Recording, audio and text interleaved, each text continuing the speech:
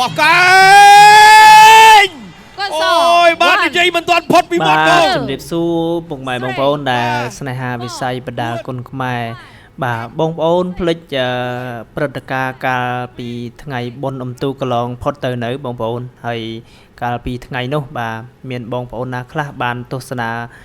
ព្រឹត្តិការណ៍គុណខ្មែរដែលរៀបចំដោយស្ថានីយ៍ទូរទស្សន៍ Full HD TV ទាំង3ថ្ងៃទាំង3សង្វៀនបាទហើយបងប្អូនណាខ្លះដែលមិនបានទស្សនាកាលពីថ្ងៃមុនបាទបានជាខ្ញុំសួរដូច្នេះដោយសារតែកាលពីថ្ងៃបុណ្យអុំទូកនោះបាទគឺមានការរៀបចំព្រឹត្តិការណ៍គុណខ្មែរច្រើនបាទច្រើនទីតាំងច្រើនសង្វៀនបាទច្រើនកន្លែងបាទមានផ្សេងគ្នាចឹងទៅបាទហើយបងប្អូនខ្លះក៏បានទៅទស្សនានៅព្រឹត្តិការណ៍ខាងនេះចឹងទៅបាទបងប្អូនខ្លះក៏បានទៅទស្សនានៅខាងនោះចឹងទៅបាទអញ្ចឹងប្រហែលជាមានបងប្អូនខ្លះមិនបានជ្រាបអំពីលទ្ធផលនៃការប្រកួតបាទព្រឹត្តិការណ៍គុណខ្មែរដែលរៀបចំដោយស្ថានីយ៍ទូរទស្សន៍ Full HD TV ទាំង3ថ្ងៃអញ្ចឹងខ្ញុំធ្វើការជម្រាបចែកជូនពុកម៉ែបងប្អូនត្រួសអំពីលទ្ធផលទាំង3ថ្ងៃតែម្ដងគឺថ្ងៃទី4ទី5និងទី6ខែ11ឆ្នាំ2025កន្លងទៅដែលការប្រកួតនោះគឺនៅក្នុងទឹកដីខណ្ឌកំពូលរាជធានីភ្នំពេញយើងនេះបងប្អូនបាទអញ្ចឹងកាលពីថ្ងៃទី4ខែ11ឆ្នាំ2025បាទដែលត្រូវនឹងថ្ងៃបុណ្យអុំទូកទី1បងប្អូនមានការប្រកួតគេថានៅក្នុងសង្វៀនទ្រុងចំនួន10គូបាទទាំង kick boxing ផងទាំងការប្រកួត MMA ផងបាទអញ្ចឹងរំលឹកឡើងវិញបន្តិចបងប្អូនបាទគូទី1ការប្រកួតហ្នឹងគឺលក្ខណៈ kick boxing បាទរវាងកូរ៉ាម៉ាក់ច័ន្ទរាជជាមួយនឹងកីឡាករដែលមកពីប្រទេសចិនជាលទ្ធផលគឺបានទៅលើកីឡាករខាងប្រទេសចិនបងប្អូនបាទហើយ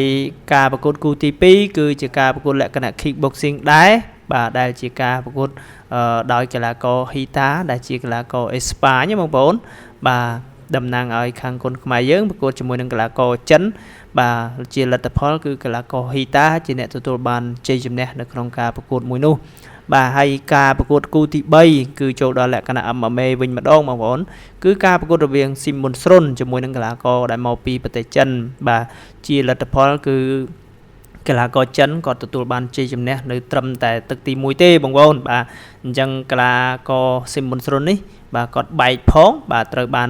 ដៃគូវាយឲ្យលោកគ្រូអាជ្ញាកណ្ដាលប្រឈប់នៅត្រឹមទឹកទី1ផងបាទចូលដល់គូទី4បាទហើយក៏ជាការប្រកួតគូទី2សម្រាប់ MMA ផងដែរបងប្អូនគឺរវាងកីឡាករហុងកនគុនខ្មែរជាមួយនឹងកីឡាករដែលមកពីប្រទេសចិន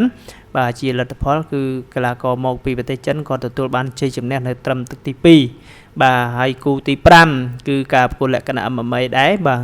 រវាងកីឡាករសម្អាតគុនខ្មែរនិងកីឡាករមកពីប្រទេសចិនជាលទ្ធផលគឺបានទៅលើកីឡាករមកពីប្រទេសចិនបាទនៅទឹកទី1បាទសម្រាប់សម្អាតគុនខ្មែរបងប្អូនបាទគូទី6គឺជាការប្រកួតរវាងសែនច័ន្ទរិទ្ធិស័កបងប្អូនបាទលក្ខណៈ MMA ដដែលបាទជាលទ្ធផលគឺបានទៅខាងចិនដដែលបងប្អូនគឺនៅត្រឹមតែទឹកទី1ទេបងប្អូនបាទហើយគូទី7បាទជាការប្រកួតលក្ខណៈ MMA បាទរវាងកីឡាករខុនបូឡាជាមួយនឹងកីឡាករមកពីចិនគឺលទ្ធផលគឺបានទៅលើកីឡាករដែលមកពីប្រទេសចិនដោយពិន្ទុបាទសូមបញ្ជាក់បងប្អូនតិចថាកាលពីថ្ងៃនោះដោយមានបញ្ហាតិចតួចទៅឲ្យមានការខកខានបាទការប្រកួតគូទី8និងទី9អញ្ចឹងយើងរំលងបាទចូលទៅដល់គូទី10តែម្ដងគឺរវាងមើនមេខេជាមួយនឹងកីឡាករដែលមកពីប្រទេសចិនបាទជាលក្ខណៈ kick boxing វិញម្ដងបងប្អូនបាទហើយលទ្ធផលគឺបានទៅលើមើនមេខេបាទដោយពិន្ទុអញ្ចឹងសម្រាប់ការប្រកួតនៅថ្ងៃទី4ខែ11ឆ្នាំ2025ចំនួន8គូបាទគឺគុនខ្មែរយើងឈ្នះ1បាទហើយក៏គឺចាញ់គុនខ្មែរយើងគឺឈ្នះ1គឺមើនមេខេហើយកីឡាករអេស្ប៉ាញទទួលបានជ័យជំនះចំណែកឯ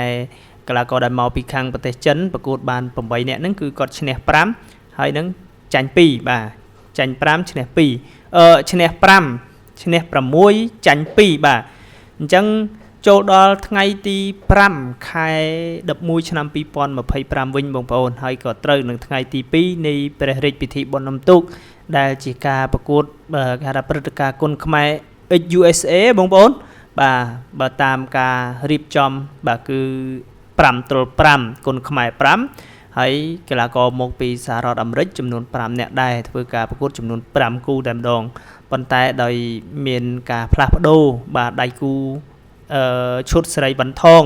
បាទគឺជំនួសដោយកីឡាករចិនអញ្ចឹងកីឡាករឈុតសេរីវ៉ាន់ថងគឺมันបានប្រកួតជាមួយនឹងកីឡាករដែលមកពីសហរដ្ឋអាមេរិកទេបាទអញ្ចឹងបានន័យថាការប្រកួតគឺមានតែ4គូទេបងប្អូនមានអេយ៉ានុតមានអ៊ូថេរិតមានគឹមវិស្រានិងអេអាមរិនពូថងហើយខ្ញុំលើកយកតែគូ4គូនេះមកនិយាយទេបងប្អូនបាទពីព្រោះថាសម្ដៅទៅលើគុណខ្មែរ USA បាទហើយក៏មានគូផ្សេងទៀតដែរបងប្អូនបាទគូមិត្តភាពគុណខ្មែរអន្តរជាតិបាទអញ្ចឹង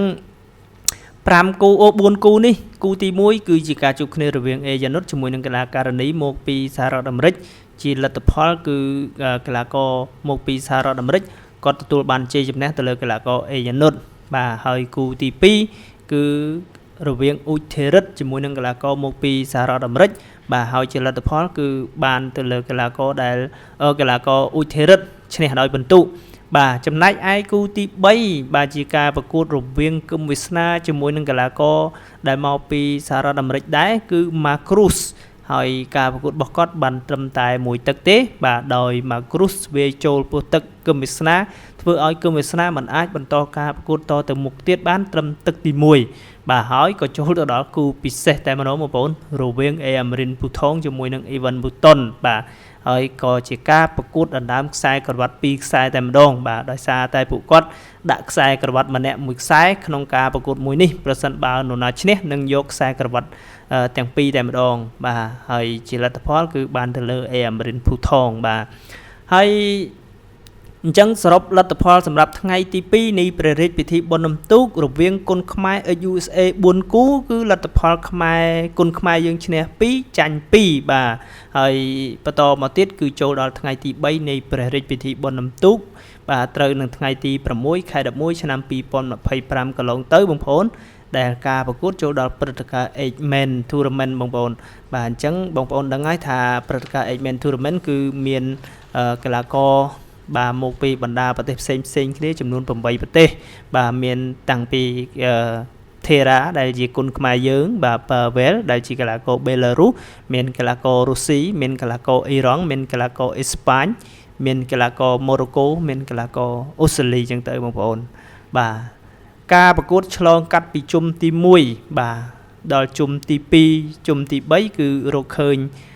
កីឡាករ2រូបដែលឡើងទៅដល់វគ្គផ្ដាច់ព្រាត់បងប្អូនបាទអញ្ចឹងបានន័យថាជុំទី1ជំរុះហើយជុំទី2បាទរកឃើញតែ2នាក់ទេបងប្អូនអ្នកឈ្នះចុងក្រោយនោះគឺកីឡាករ Belarus បាទ Pavel ជាមួយនឹងកីឡាកររុស្ស៊ីបាទអញ្ចឹងបងប្អូនណាសូមបញ្ជាក់ថា Thera យើងគឺធ្លាក់ត្រឹមជុំទី2អញ្ចឹងជុំទី3គឺនៅប្រកួតនៅសល់តែ2រូបទេគឺ Pavel ជាមួយនឹងកីឡាកររុស្ស៊ីការប្រកួតជាលទ្ធផលគឺបានទៅលើកីឡាកររុស្ស៊ីបាទហើយក៏คล้ายទៅជាម្ចាស់ខ្សែក្រវ៉ាត់បាទ Eight-Man Tournament រដូវកាលទី3បាទនៅក្នុងថ្ងៃនោះតែម្ដងបងប្អូនអញ្ចឹងសូមរំលឹកបងប្អូនអ្វីដែលខ្ញុំបានជម្រាបចែកជូនពុកម៉ែបងប្អូននេះគឺជាលទ្ធផលនៃការប្រកួតបាទនៅក្នុងព្រឹត្តិការណ៍គុណខ្មែរក្នុងថ្ងៃបុណ្យនំទូកន្លងទៅបងប្អូនដែលការប្រកួតគឺនៅក្នុងទឹកដីខណ្ឌកំពតរាជធានីភ្នំពេញបងប្អូនបាទសូមអរគុណ